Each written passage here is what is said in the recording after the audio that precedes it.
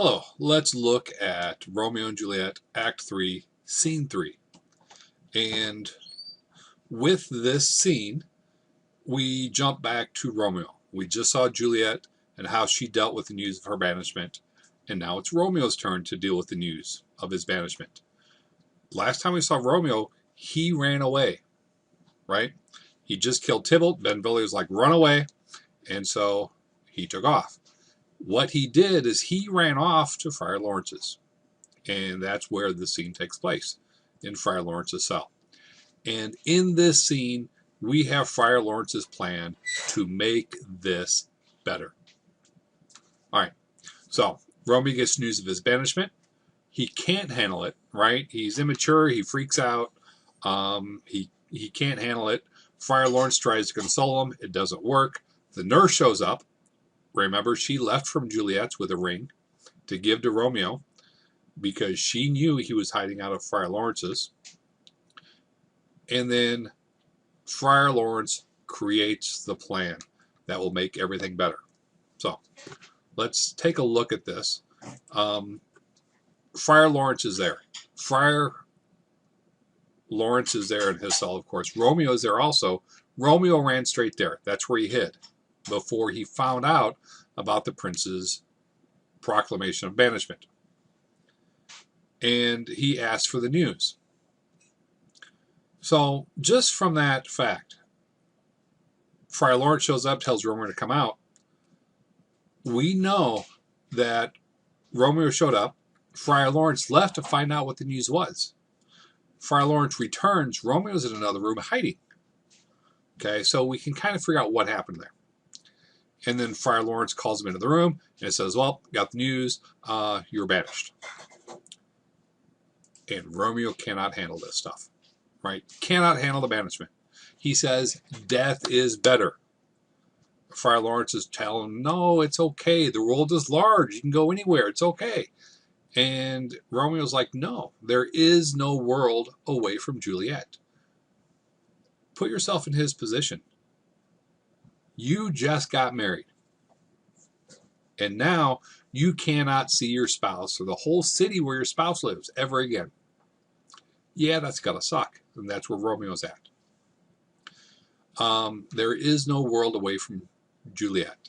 I like his illusion, or not really an illusion, but just flowery language saying, you know what, you're cutting off my head with a golden axe, and you're smiling when you say I'm banished. He doesn't like it.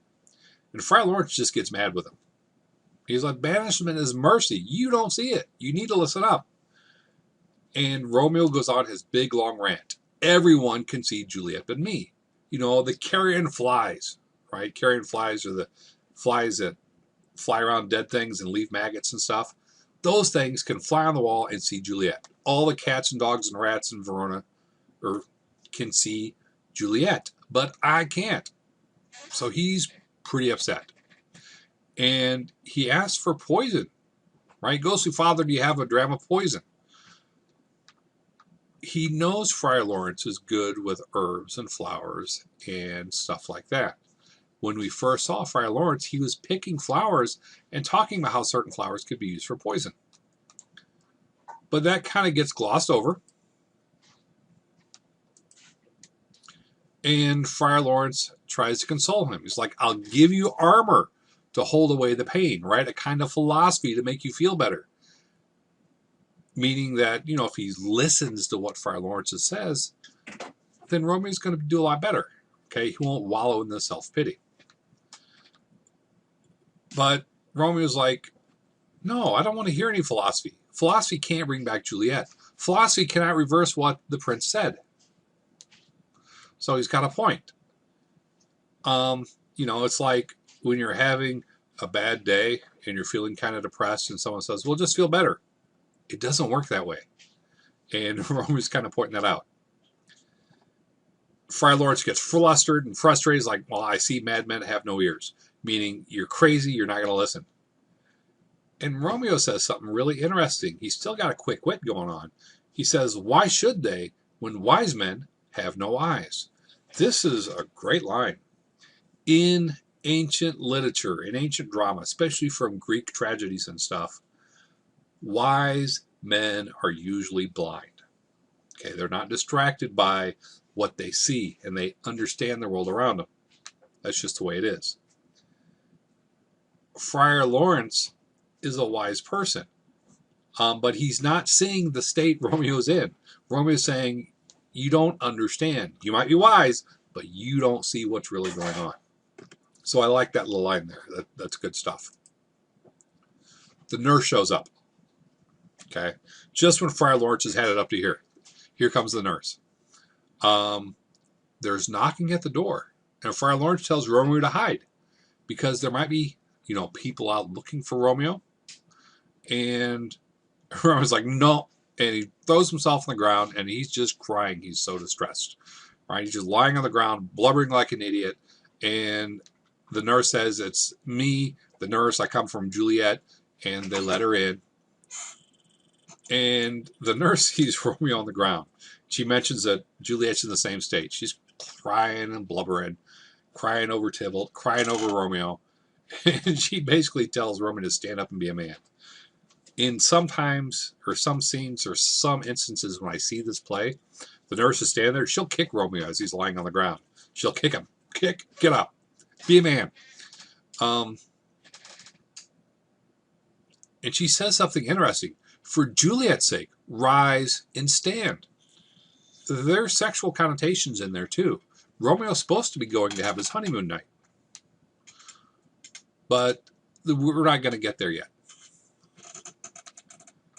He asks how Juliet is doing. The nurse says she cries and wails. And Romeo's upset because he's made Juliet upset, right? Juliet is upset, and it's all Romeo's fault, which makes him even worse. He's like, Juliet shot with a gun, so he needs to take care of it. And we go back to Act 2, Scene 2, when Juliet's on top of the balcony and Romeo's down below, and Juliet says, oh, I wish you'd throw away your name. And Romeo's like, yes, I'll throw away my name. I don't know what name to tell you who I am by. Romeo says, when he pulls out a dagger, tell me where my name is so I can cut it out. Because it's his name. He's a Montague. It's that feud with the Capulets that got him in this trouble, which is making Juliet upset. So he takes out this dagger. He threatens to kill himself. Tell me where my name is and I'll cut it out. He's ready to kill himself right then. We know from the prologue that they take their own life. Okay, they're going to kill themselves. And here's the first hint of Romeo ready to do it. And the priest is right there. He should have picked up on the signs that these kids are suicidal. Hasn't happened yet. All right. So as soon as Romeo pulls his dagger, he's like, here we go. I'm going to die. Friar Lawrence immediately jumps in and he kicks his talking into overdrive to calm Romeo down. He immediately stops Romeo from killing himself and he says, stop crying, right? He calls him womanish. And he's trying to make Romeo act better in order to make Juliet be happy. He sees that's a route to change Romeo's mind, right? You killed Tybalt. That made Juliet happy. Now you're going to kill yourself? That's going to make her happy, right? So he's kind of playing devil's advocate there. And then he lists reasons why Romeo's a great man, right? You're heaven and earth all in one. You were born a great man, and you're part divinity, you're part earth. You're a great person. Act like this great person, right? And make Juliet happy. And then he gives Romeo 3 reasons why he should be happy as well. Your Juliet lives. Okay? She's still there. Right? Imagine how upset Juliet would be if you're dead. Well, she's alive. Be happy. Tybalt's dead. Tybalt would have killed you. Right? So you're alive. You killed the guy that was going to kill you. That's good stuff. There, you should be happy. And you've been exiled instead of executed. There art thou happy. Okay, 3 good reasons right there. why Romeo should be happy and not upset. And Friar Lawrence tells Romeo, now listen to what I've got to say, or you're going to die miserable. And then he reveals his plan. Now this plan is Friar Lawrence's. Remember, he wed Romeo and Juliet together for one reason. That reason was to end the feud. So that's his plan. That was his plan originally. Here's his new plan. Pay attention to these steps. Okay. Go to Juliet's tonight. Climb up to her bedroom window and console her. We're talking about the honeymoon here, folks, right? They're married. So Romeo's got to go there, console her, make her happy, and leave before the watch is set. The watch is set. The guards come out in the morning, and they're going to check everybody coming in and out of the city. So you have to leave before the morning. And Friar Lawrence says, go to Mantua when you leave. Mantua is a town away from Verona. So go to Mantua, wait there. And then, at the right time, we will announce your wedding. We'll beg pardon of the prince. In other words, we'll tell everybody you're married. We'll tell the prince about it and ask the prince for you to come back. And then you can come back and you can return in joy and be with Juliet. That's the plan. Go to Juliet tonight, stay the night with her, leave in the morning, hang out in Mantua, and eventually we'll tell everyone about the wedding, and the prince can say you can come back. And you can come back. That's the plan. And the nurse is like, oh, this is great news. Oh, yeah, Juliet said give you this. And hands her the ring. She takes off to tell Juliet Romeo's coming. And as Romeo's getting ready to leave, Friar Lawrence reiterates the plan. Friar Lawrence tells him one more time, leave before morning, or if you stay longer, disguise yourself. So Romeo could stay a little bit longer, but he has to disguise himself so he doesn't get caught. Wait in Mantua, and then Friar Lawrence adds this crazy important part. He will send messages to Romeo. I will find your man, he says, which means I will find your servant, and I will send messages with what's going on here in Verona.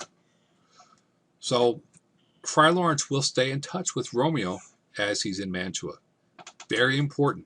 We'll find out later that Romeo's man is Balthazar. He's been mentioned already, but he has not had a speaking line yet. We'll see him.